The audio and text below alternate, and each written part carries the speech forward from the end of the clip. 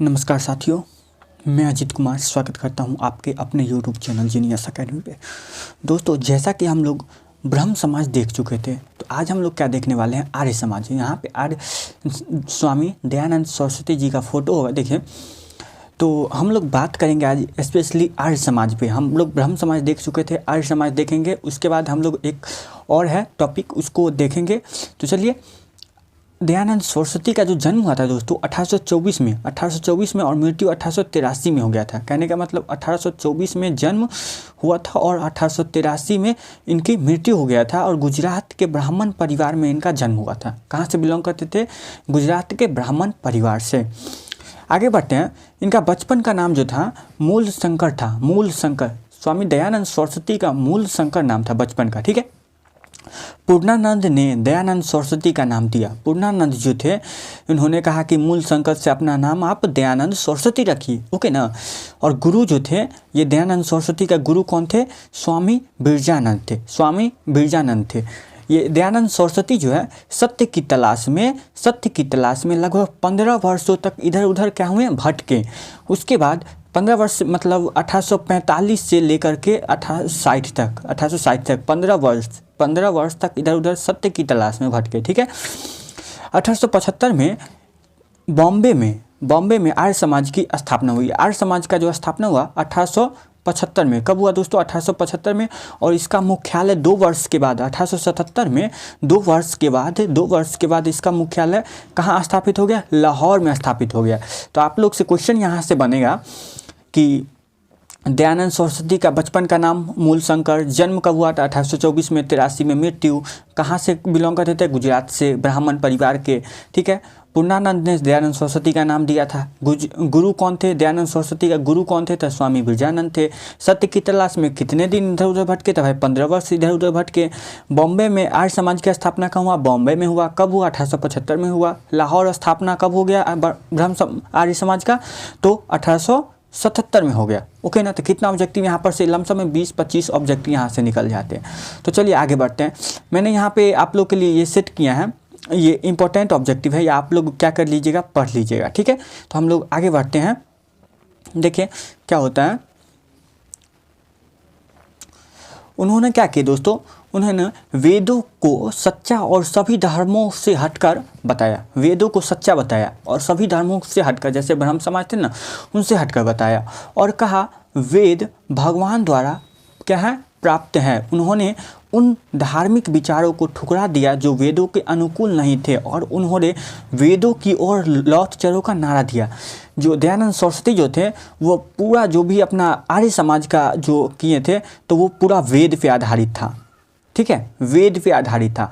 जैसे ब्रह्म समाज पुराणों वगैरह पे थे ना, तो वो शुद्धि करने के लिए आर्य समाज का क्या किए थे? स्थापना किए थे। और इसमें पूरा जो था वेदों के जितना भी अनुकूल काम था ना, जितना भी वेदों के विपरीत था, उनको क्या किए? अशुद्ध माना, उनको हटा दिया।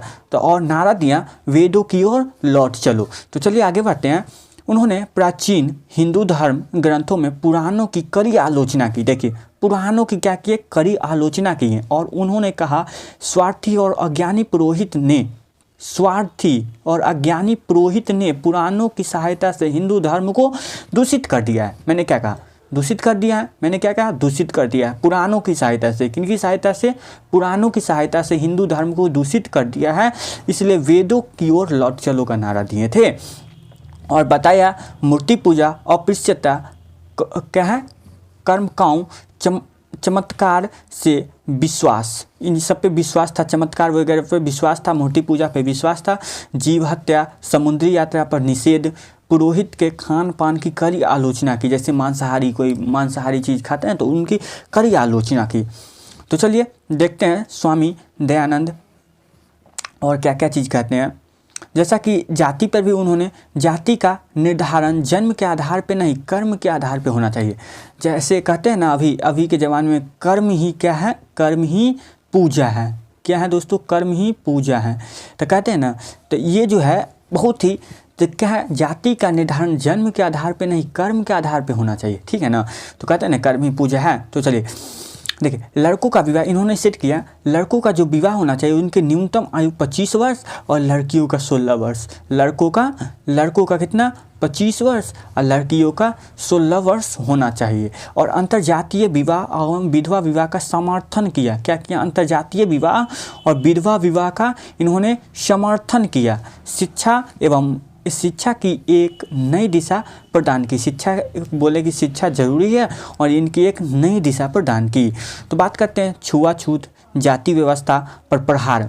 छुआछूत जाति व्यवस्था पर प्रहार पर वर्ण व्यवस्था का समर्थन किया। वर्ण व्यवस्था का जो है इन्होंने समर्थन किया। ईश्वर एक ही है, इनकी पूजा मूर्ति के रूप में नहीं, देखिए मूर्ति के रूप में नहीं बल्कि जीवात्मा के रूप में। आप कोई जैसे है मूर्ति के रूप में आप उनका पूजा नहीं करें, जीवात्मा जैसे एक दूसरे का मदद करके वही वह जीवात्मा के रूप में पूजा की जानी चाहिए। एक दूसरे का मदद करके उनकी पूजा की जानी चाहिए। तो चलिए थोड़ा सा देखते हैं और आगे बढ़ते हैं।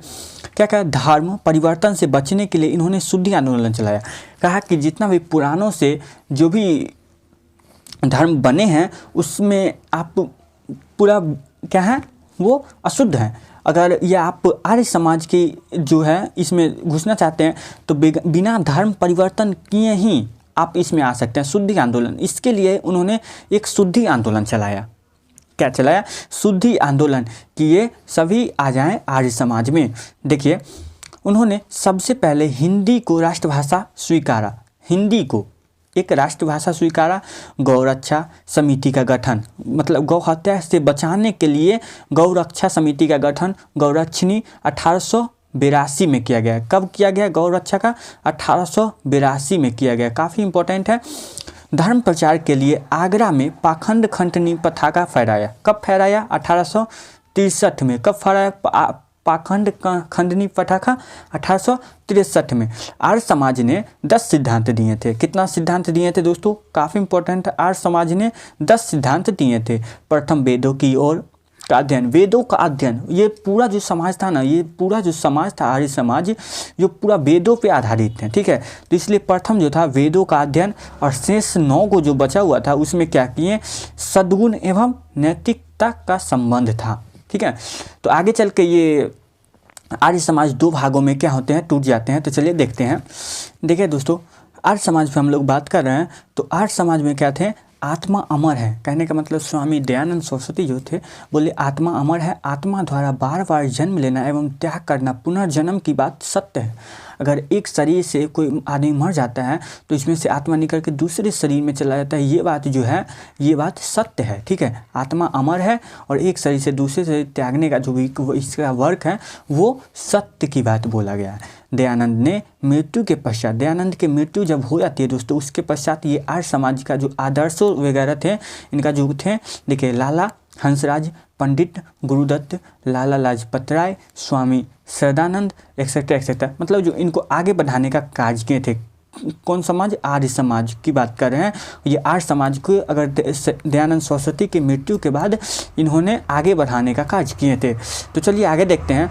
ये खान पान और वगैरह को लेकर ये जो ब्रह्म समाज थे 2 वर्गों में टूट जाते हैं दोस्तों। 1893 की बात है, 1893 की। ये आर्य समाज खान पान और शिक्षा को लेकर 2 समूह में विभाजित हो जाते हैं। 2 समूह में, पहला समूह था और दूसरा समूह की बात करते हैं तो ये खान पान शिक्षा पे आधारित था, ठीक है। देखिए, मांसाहार और पश्चिमी शिक्षा के पक्ष जिन्होंने कलवर्ड पार्टी कहा गया, दूसरी ओर शाकाहार का पक्ष और शिक्षा के गुरुकुल पद्धति का समर्थन। ये बोला कि भाई इसमें इसके अनुसार आर्य समाज में 10 सिद्धांतों में मांसाहार करने का कोई उल्लेख नहीं है। पहला जो समूह था उन्होंने बोला कि आर्य समाज में 10 सिद्धांत जो हैं उसमें मांसाहारी के विषय में कोई ऐसा उल्लेख नहीं किया गया है, तो इन्होंने मांस खाना स्टार्ट कर दिया, इसलिए विवाद हो गया, ठीक है। तो इनका जो नेता थे महात्मा हंसराज थे और इनकी जो नेता थे स्वामी श्रद्धानंद थे। इन्हें समूह का महात्मा कहा गया। इस समूह जो थे, ये दूसरा समूह जो थे, वे शाकाहारी और शिक्षा समर्थन के गुरु पद्धति के समर्थ थे और इसने जब शाकाहारी थे तो इसलिए इसको महात्मा कहा गया। शाकाहारी थे इसलिए महात्मा कहा गया और इनके जो नेता थे स्वामी श्रद्धानंद थे। तो बात करते हैं आगे दोस्तों। देखिएगा क्या हुआ 1886 की बात है। क्या हुआ, लाहौर में ओरिएंट एंग्लो वैदिक कॉलेज की स्थापना किया गया पहला समूह द्वारा। ठीक है, पहला समूह द्वारा इनकी स्थापना हुआ। दूसरा समूह ने क्या किया, 1901 में हरिद्वार में गुरुकुल कांड्री विश्वविद्यालय की स्थापना किया गया। ठीक है, तो इम्पोर्टेंट ऑब्जेक्टिव बात कर लेते हैं। 1882 में दयानंद सरस्वती ने स्वदेशी नारा दिया था। कब दिया था, 1882 में स्वदेशी नारा दिया था। स्वदेशी का प्रयोग करने वाले पहले भारतीय थे। स्वदेशी का प्रयोग करने वाले पहले भारतीय कौन थे, दयानंद सरस्वती थे।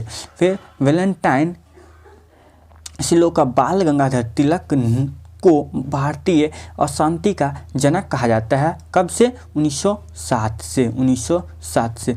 तो दोस्तों, तो आर्य समाज आज ख़त्म हो चुका है।